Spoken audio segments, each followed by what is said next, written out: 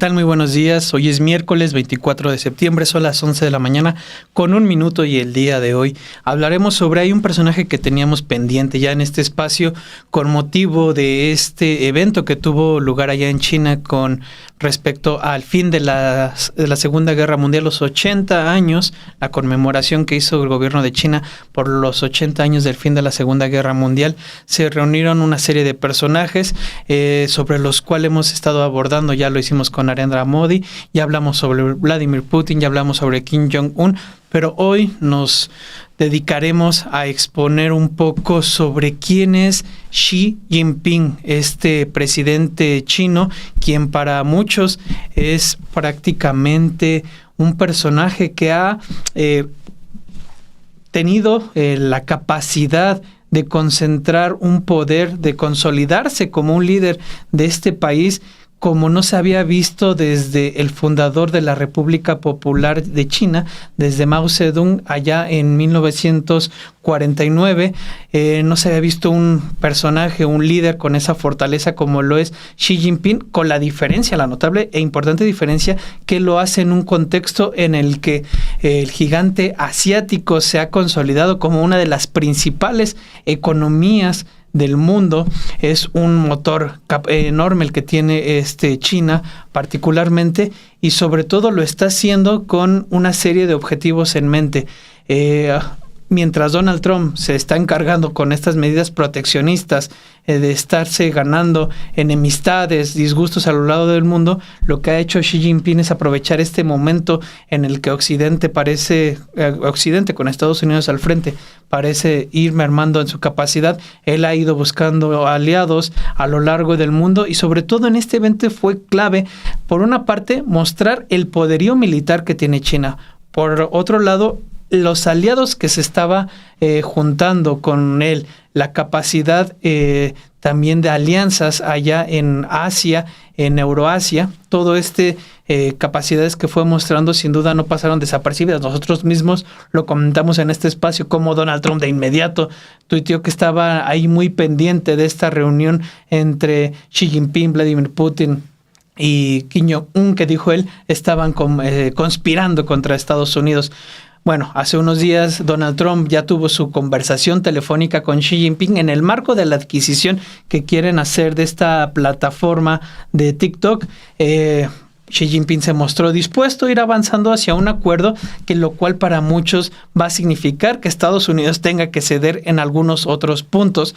De hecho, se prevé que se reúnan en octubre próximo, al menos así lo dio a conocer Donald Trump, y también se está hablando de una reunión allá en China en 2026. Pues bien, iremos hablando sobre este personaje, también exponiendo esta idea del sueño chino, que es un eslogan, una idea que tiene desde que asumió la presidencia en marzo de 2013, aunque el liderazgo lo empezó a tomar desde noviembre de 2012 Xi Jinping. Nada que ver con esa idea del sueño americano, una idea del sueño chino, entendiéndolo como la intención de devolver esta grandeza cultural que tiene un país como China, con una historia cultural desde hace 5,000 años. Si bien como República Popular de China apenas se constituyen en el 49, ellos quieren volver, o al menos Xi Jinping tiene esa idea de devolver ese esplendor milenario cultural a China como centro del mundo, como una parte indispensable y particularmente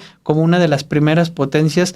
Reitero, ahora que Estados Unidos ha estado mermando con políticas proteccionistas. Vamos a ver este primer close-up precisamente en el que ahondaremos sobre esta idea de nuevo orden mundial del sueño chino, de la nueva ruta de seda que ha estado implementando a través de una serie de obras de infraestructura, de lo que ocurrió en septiembre pasado, cuando se reunió primero con con 20 países que representan el 40% de la población mundial y el 20% del PIB mundial, y particularmente después con este desfile militar en el que mostró la capacidad de despliegue táctico que tiene este país. Vamos a ver este close-up y regresamos.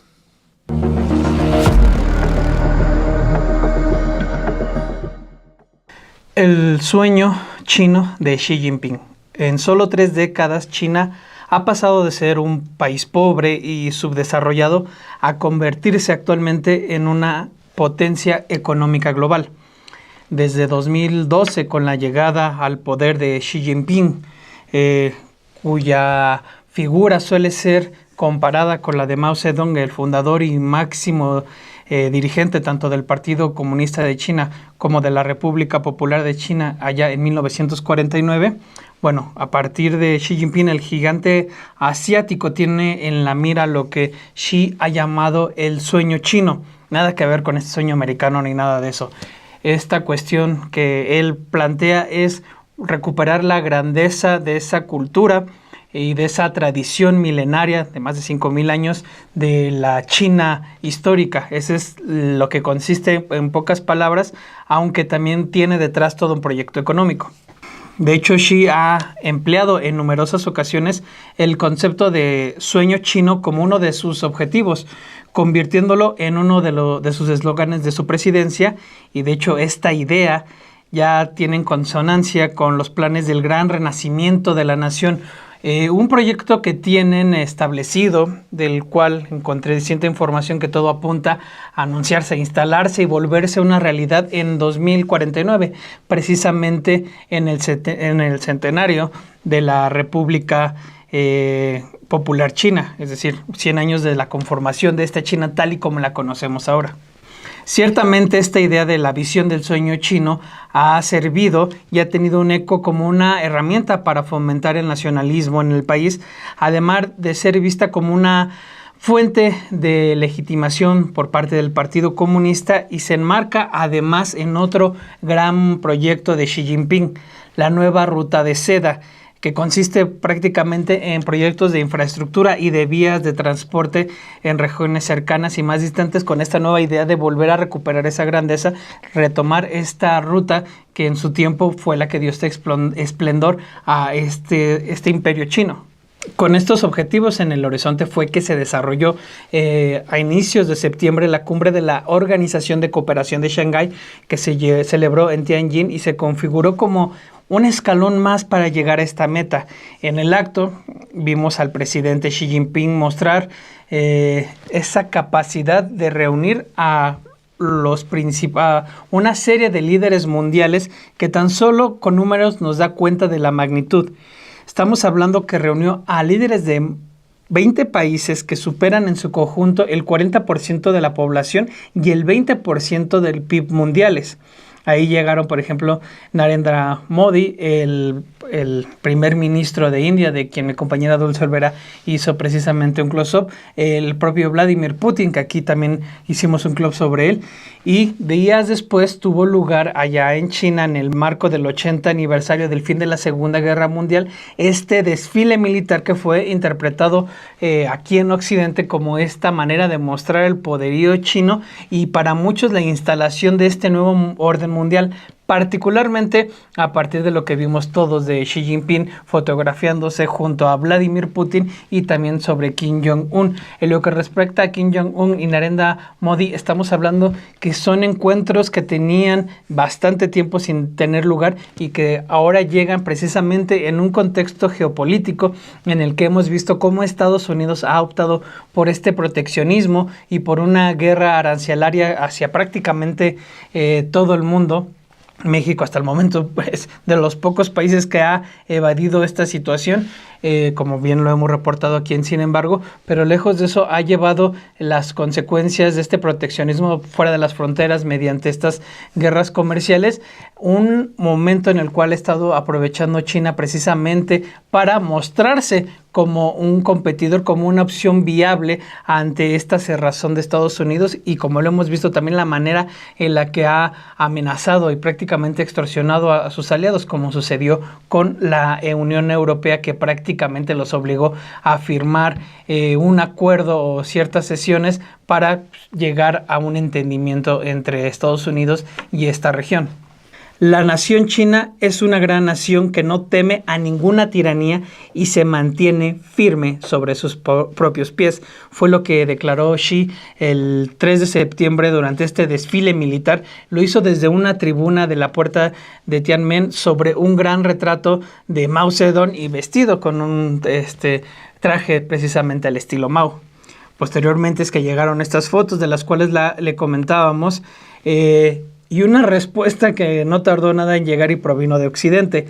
Por favor, saluda cordialmente a Vladimir Putin y a Kim Jong-un mientras conspiran contra los Estados Unidos de América. Es lo que todo el mundo nos dimos cuenta que publicó Donald Trump desde su red social Truth Social, evidentemente siguiendo al punto este encuentro que tuvo inicios a primeros de septiembre. Ahora bien, lo cierto es que el propio Trump podrá hablar ahora directamente con Xi Jinping, bueno, o al menos eso es lo que él dice, luego de que acordó reunirse con él en la cumbre del Grupo de Cooperación Económica Asia-Pacífico en un encuentro que tendría lugar en Corea del Sur en octubre próximo.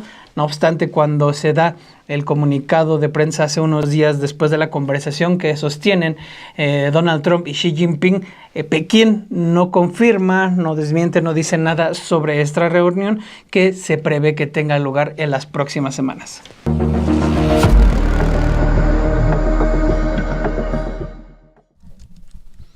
Pues bien, ahí lo tiene. Recuerde dejar su like, no se lo olvide. Es muy importante que ahorita que esté acompañándonos, deje su like para que pueda ver más programas como este. Igual le vayan llegando y este programa pueda tener un mayor alcance para otros nuevos tipos de usuarios. También no olvide suscribirse tanto al canal de Sin Embargo al Aire como a Estudio B de Sin Embargo al Aire, donde también hay contenido exclusivo que tenemos en esta plataforma, sobre todo muchas veces recortes o mejores momentos de determinados programas que tenemos. Regresando ahora sí a nuestro personaje en cuestión, vamos a hablar un poco sobre la vida de Xi Jinping, quien él es hijo de uno de los principales fundadores del Partido Comunista, de Xi padre. Básicamente fue uno de los secretarios de propaganda del Partido Comunista, acompañó a Mao Zedong ahí en la lucha en la guerra civil, adquirió puestos relevantes ya en la Constitución de la República Popular de China. En ese entorno fue que empezó a crecer Xi Jinping. Sin embargo, en un momento determinado, se da una ruptura entre el papá de Xi Jinping y Mao Zedong, quien prácticamente lo acusan por haber permitido que se publicara una novela en la cual había una parodia, se hacía una parodia de Mao Zedong. Lo investigan, lo encuentran culpable, lo mandan a arresto domiciliario y con ello empiezan ellos a vivir momentos complicados. Posteriormente llega la revolución cultural de Mao Zedong y mandan a jóvenes de las ciudades a ser reeducados al campo. Entre esos jóvenes se encuentra Xi Jinping, quien pasa 7 años prácticamente trabajando en el campo, de acuerdo con la versión, el discurso oficial. En ese tiempo se pasó viviendo en unas cuevas, y de acuerdo con las propias memorias de el propio Xi Jinping, él reconoce que en un principio pues básicamente no confiaba en los campesinos, era mucho trabajo, se sentía un poco rebasado, y al final reconoce que ese tiempo que él estuvo trabajando en el campo le permitió cambiar de visión y entender de alguna manera. Salió siendo una persona, esto siempre de acuerdo a la narrativa oficial, una persona distinta. Ciertamente con la muerte de Mao Zedong, muchos funcionarios que habían sido separados, enjuiciados, purgados, pues en el caso del papá de Xi Jinping, pues él termina adquiriendo puestos de relevancia, y al momento el que termina adquiriendo puestos de relevancia, pues también empieza a cambiar el panorama para Xi Jinping. Había intentado ingresar en 9 ocasiones al Partido Comunista, y evidentemente, siendo que su padre se encontraba y había sido enjuiciado y se encontraba en prisión domiciliaria, en esas 9 ocasiones fue rechazado porque iba a ser mal visto que el hijo de una persona que había sido procesado por faltas graves contra Mao Zedong hubiera sido aceptado para incorporarse a las filas del Partido Comunista Chino. Empieza a cambiar el panorama y él empieza a tener pequeños cargos. Es el máximo líder del Partido Comunista en un poblado donde él se encuentra en ese exilio que tiene del campo. Posteriormente va adquiriendo más funciones. Él en un inicio empieza a hacer carrera dentro del ejército chino. Empieza a hacer hasta que en un determinado momento se separa de él y se va, digamos, al ámbito civil, donde empieza a ascender como gobernador, digámoslo así, en distinto tipo de provincias allá en China. Particularmente con la llegada de los 2000 hay un escándalo allá en la costa de China en una parte de China donde él lo mandan, digamos, en encargo. Ahí se da un caso de corrupción que involucra a altos mandos del Partido Comunista Chino, y del cual él sale indemne. No sale entre los nombres de las personas que se habían enriquecido, que habían actuado de manera corrupta, y eso le empieza a forjar esta imagen de un líder político eficaz, que no es corrupto, que no es corruptible, y poco a poco va ascendiendo tanto en el Partido Comunista Chino como dentro de posiciones en el gobierno, hasta que finalmente en noviembre de 2012 asciende como el líder del Partido Comunista Chino, y en marzo de 2013 ya finalmente toma las riendas de China, y de ahí se empieza a dar todo este cambio en el que prácticamente recibe a un país que tenía otro tipo de lógica, en el que todavía había ciertos tipos de niveles de pobreza,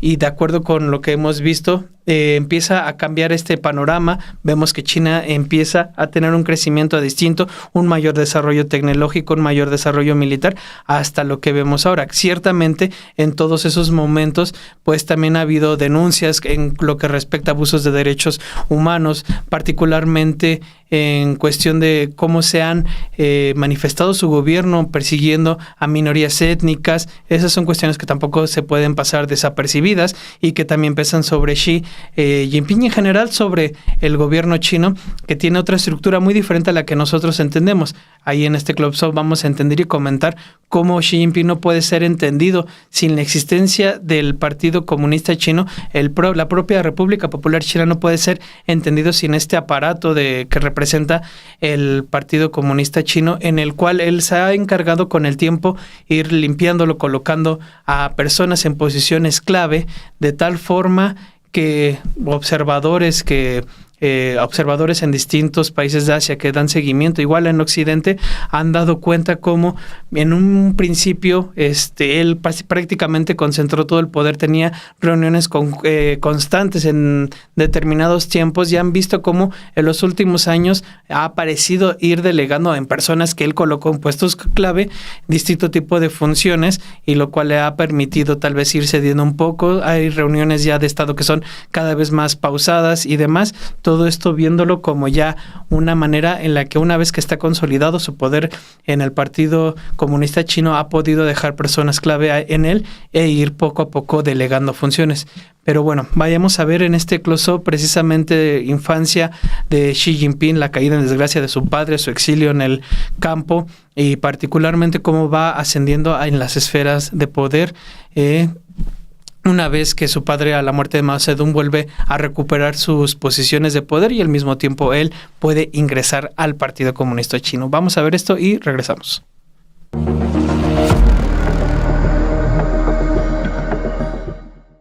Un príncipe a contramarea. Xi Jinping nació en junio de 1953 en Pekín. Su padre, Xi Chongshun, fue un líder militar durante las décadas de 1930 y 1940 durante la Guerra Chino-Japonesa, y posteriormente durante la Guerra Civil de 1945 a 1949. Trabajó como subdirector del Departamento de Organización del Partido Comunista y posteriormente como comisario político para todo el noreste del país antes de 1949. Xi padre se trasladó a Pekín cuando se estableció el nuevo estado, la República Popular de China, en 1949. Fue nombrado director del Departamento de Propaganda del partido, ojo aquí, director del Departamento de Propaganda del partido, eso es clave, y elegido miembro del máximo órgano de dirección del Partido Comunista, el Comité Central, en 1956. Fue ascendido 3 años después, en 1959, para convertirse en uno de los varios viceprimeros ministros, es decir, funciones, integrar el gabinete, por decirlo así, de Mao Zedong en ese entonces. El periodista Kerry Brown relata en una biografía, un libro para entender, prácticamente para quienes somos principiantes en este tema, de la vida de Xi Jinping y el contexto histórico en el que él crece y asciende dentro de la política de China. El libro se llama Xi, A Study in Power. Ahí da cuenta cómo prácticamente todo marchaba bien sin ningún problema con este Xi padre, hasta que llega un momento en que Mao Zedong se ve envuelto en varias discusiones con sus colegas de gobierno, incluidos entre ellos Xi padre, y quien en ese momento, en ese contexto, es acusado por el jefe de policía de Mao Zedong de haber permitido la publicación de una novela que hacía una sátira a partir de Mao Zedong. Xi padre es investigado, destituido de sus cargos y puesto bajo arresto domiciliario.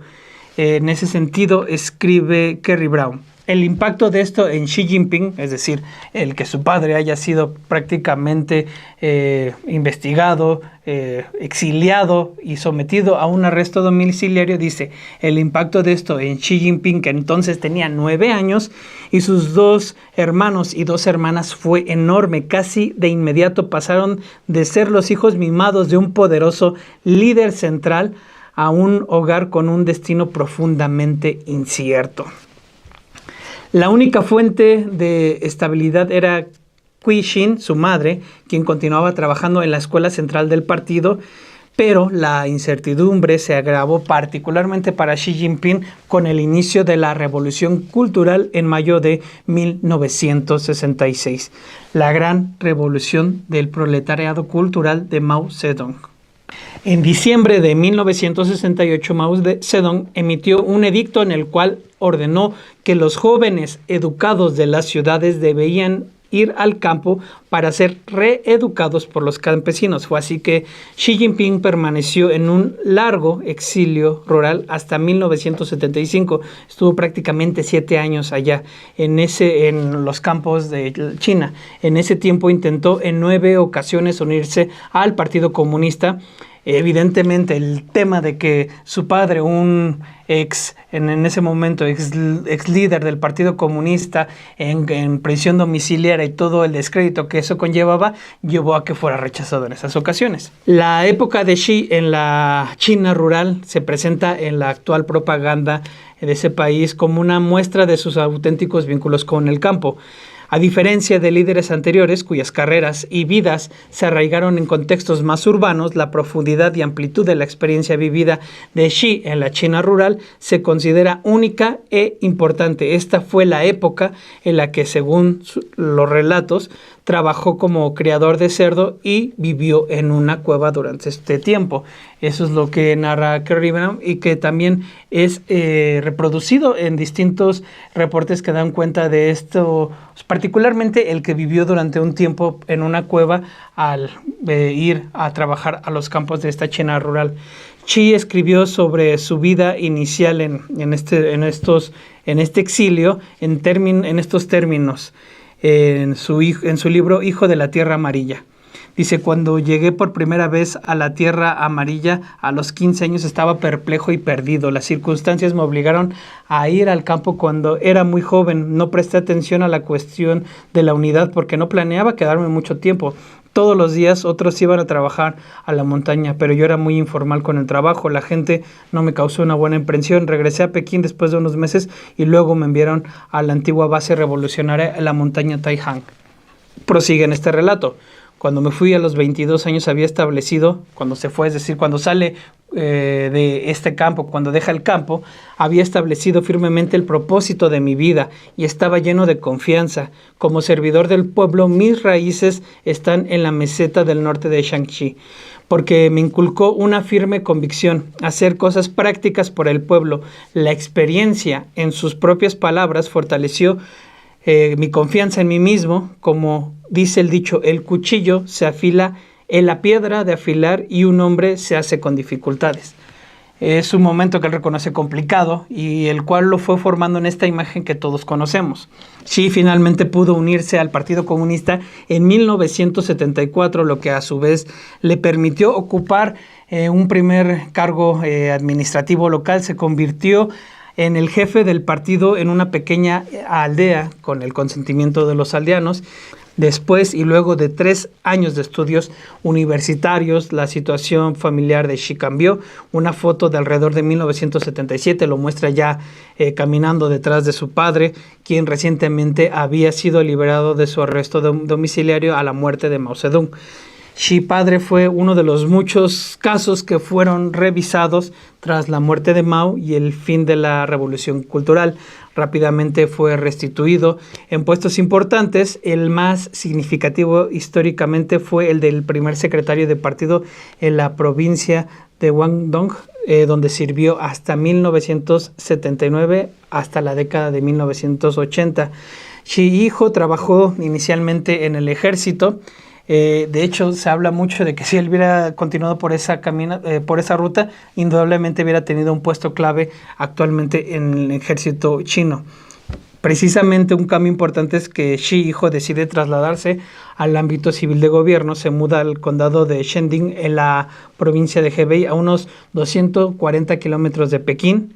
Desde allí, en 1985, se trasladará a Fujian, la enorme y dinámica provincia costera frente a Taiwán, que va a ser su lugar hasta 2002 y en donde se destapa un enorme caso de corrupción que prácticamente mancha a distintos funcionarios, no así a Xi Jinping. Él queda prácticamente sin ser mencionado en estas redes de corrupción. Es el único de los pocos que no están involucrados en toda esta trama y le permite ir construyendo precisamente esta imagen de hombre contra la corrupción, de hombre correcto o al menos sin mancha en cuanto a este tipo de delito. De hecho, Carrie Brown recupera a partir de distintos testimonios una versión de por qué ocurre esto. Dice que su madre, esta Qixin, convocó a su familia en algún momento de esta década de 2000, supongo que es cuando ya se sabía, o sea, tenía informes de qué es lo que ocurría, y les ordenó mantener límites firmes entre sus intereses privados y su vida pública. Prácticamente les pidió mantenerse al margen de todos estos escándalos de corrupción, de acuerdo con esta versión que reconstruye Carrie Brown a partir de distintos testimonios.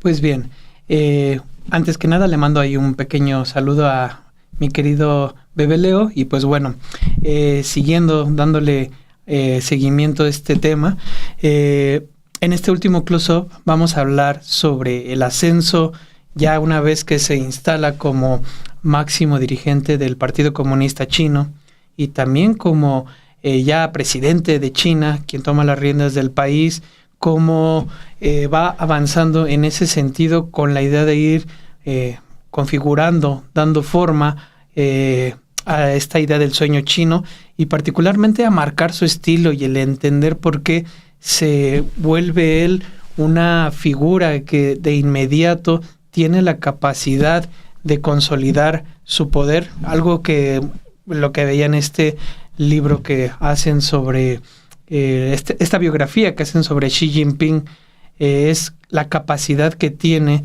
en muy poco tiempo de ir tomando, concentrando el poder en mismo, algo que no se veía desde Mao Zedong. Él lo logra Y recordemos que él, a partir de una reforma que se hace en 2018, tiene la capacidad de estarse reeligiendo indefinidamente.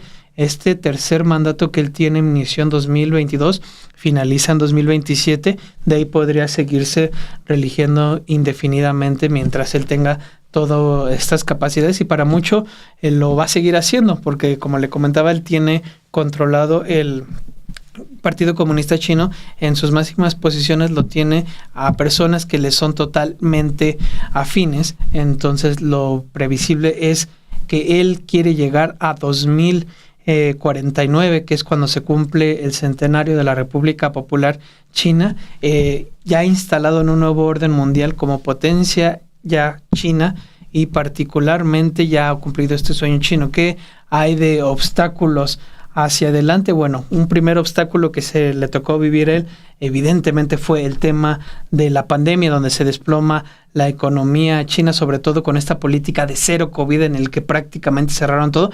Eso evidentemente fue un primer golpe. Ya una vez que la economía se fue recuperando, ahora estamos ante una nueva lógica en cuestión a las relaciones comerciales, particularmente con lo que ha establecido Donald Trump a su llegada, colocando aranceles a diestra y siniestra, una situación que ha buscado capitalizar China.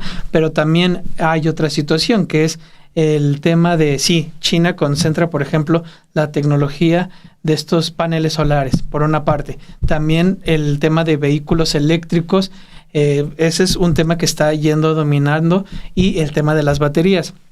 Sin embargo, leyendo lo que se está sucediendo, es que al haber tanta competencia, ellos empiezan a involucionar, que es el término que mencionan, y empiezan a bajar tanto los costos de sus productos, y siendo la China, que no es una economía que se mantenga por el consumo, sino por todo ese tipo de tecnología y demás, tienen el temor de un impacto ciertamente en la economía china por los bajos costos de ese tipo de tecnologías, y particularmente porque los excedentes que ellos tienen los venden hacia afuera a precios prácticamente que llevan a otro tipo de economías a ir cerrando, a colocar aranceles, a ir cerrando esta posibilidad, porque simple y sencillamente no pueden competir con estos precios, lo cual ha llevado al gobierno de Xi Jinping en un primer momento a ir con las empresas para que vayan controlando esta cuestión de involución en relación a los precios.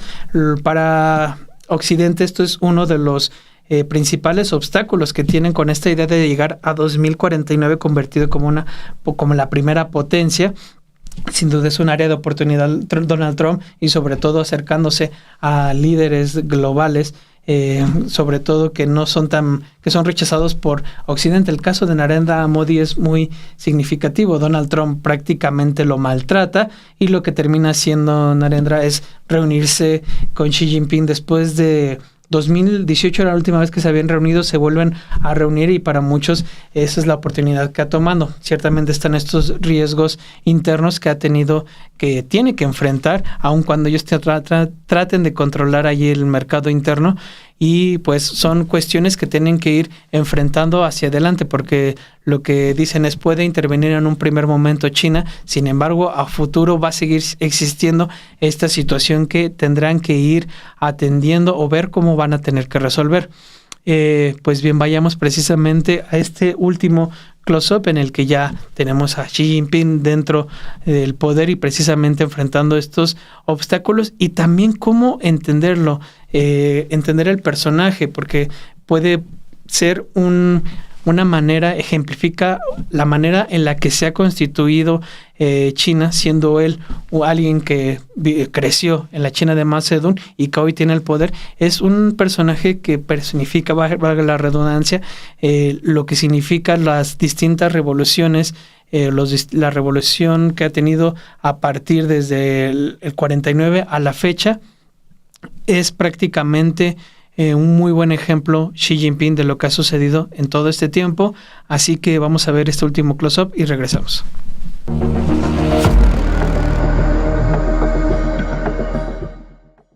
La llegada a la presidencia de China. Xi Jinping es nombrado en 2000 secretario del Partido Comunista en la provincia de Xi Jinping, después de ganarse precisamente su reputación como un luchador contra la corrupción, y en marzo de 2007 es nombrado secretario en Shanghái. Posteriormente, Xi Jinping es designado secretario general del Partido Comunista Chino en noviembre de 2012, y meses después lo hace como presidente de la República Popular de China. Ojo, desde 2018 Xi Jinping puede ser reelecto como presidente en periodos de cada 5 años sin restricción de mandato.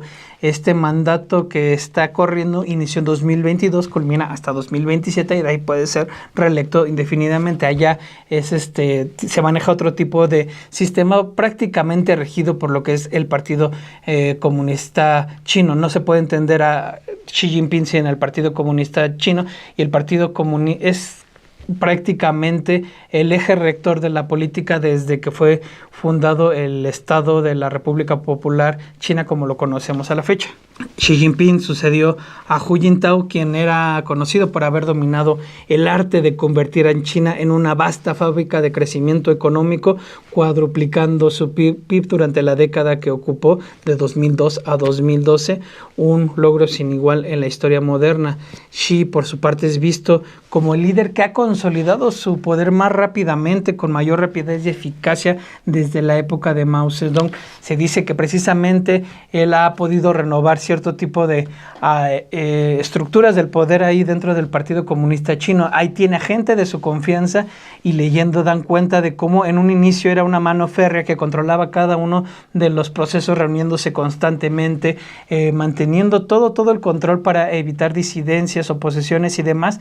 Y los mismos reportes han dado cuenta cómo en los últimos años ha ido delegando, cediendo un poco cada vez más estas estructuras, ya que han sido renovados por nuevos cuadros, deshaciéndose tal vez de esos viejos cuadros de su confianza, que le han permitido ir delegando cada vez más funciones, pero él siempre manteniendo el control a partir de lo que se establece mediante reglas muy establecidas. Él deja, digamos, todas las directrices, las reglas, cómo se van a funcionar, y cada vez ha ido delegando más. Eso es, claro, de acuerdo a lo que han reportado desde acá la prensa de Occidente, observadores también de allá de Asia, de otros países, que han dado seguimiento a cómo las reuniones que antes eran constantes, por ejemplo, esto lo reporta The Economist, reuniones que antes eran muy seguidas, constantes, se han ido visto que ahora son cada vez más esporádicas, lo cual da precisamente a esta interpretación y a este análisis. El propio Kerry Brown resume así esta cuestión del propio Xi Jinping, que con él estamos hablando que es una nueva China con más dinero, evidentemente más tecnología, más equipo militar que nunca, como lo demostró a inicios de septiembre, en comparación con un Occidente, particularmente Estados Unidos, como lo hemos visto, que se ha estado yendo debilitando. Dice Kerry Brown, su trayectoria vital sirve de analogía para la historia reciente de China. De sus primeros años como hijo de una familia privilegiada y de alto rango en Pekín en la década de 1950, pasando por la desgracia del arresto domiciliario de su padre de 39 años en 1962, hasta las dificultades que sufrió tras ser exiliado de Pekín a finales de esa década, y el consiguiente esfuerzo para recuperar la respetabilidad social y el éxito político.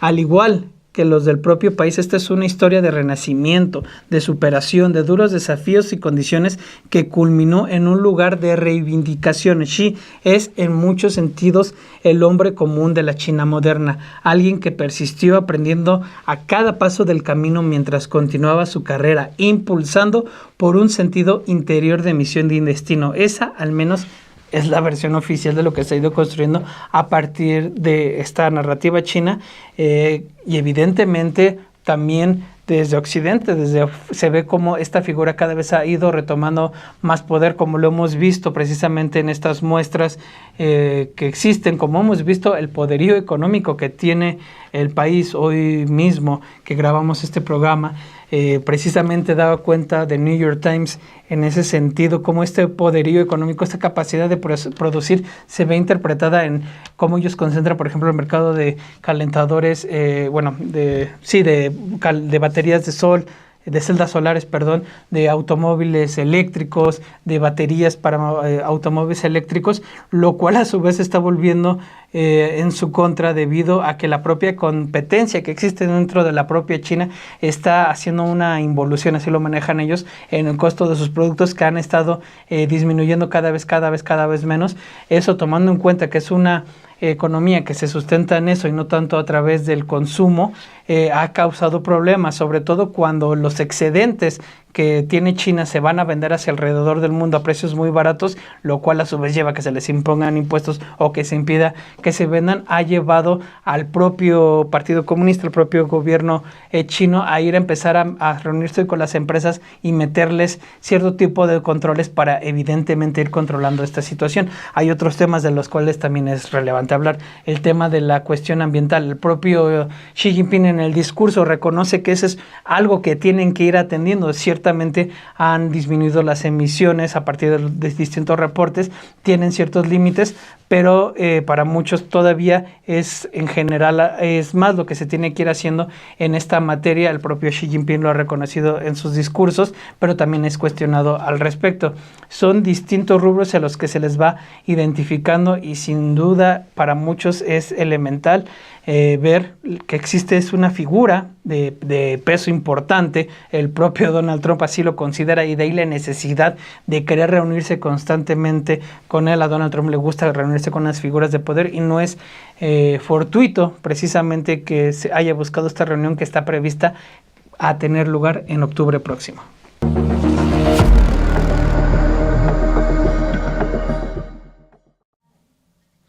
Pues bien, estamos llegando al fin de este close-up. Les recuerdo, si no ha dejado su like, por favor déjelo. Igual si no se ha suscrito, suscríbase, realmente no tiene ningún costo y va a poder recibir más notificaciones sobre los distintos programas que tenemos. También lo invito a que se suscriba a nuestro estudio B de Sin embargo al aire. De antemano pues le agradezco mucho que me haya acompañado en este programa. Muchas gracias a los que dejaron su like, a cada uno de ustedes que nos acompañaron en este programa y pues dentro de 8 días estaremos aquí en este espacio hablando sobre otro personaje. Muchas gracias.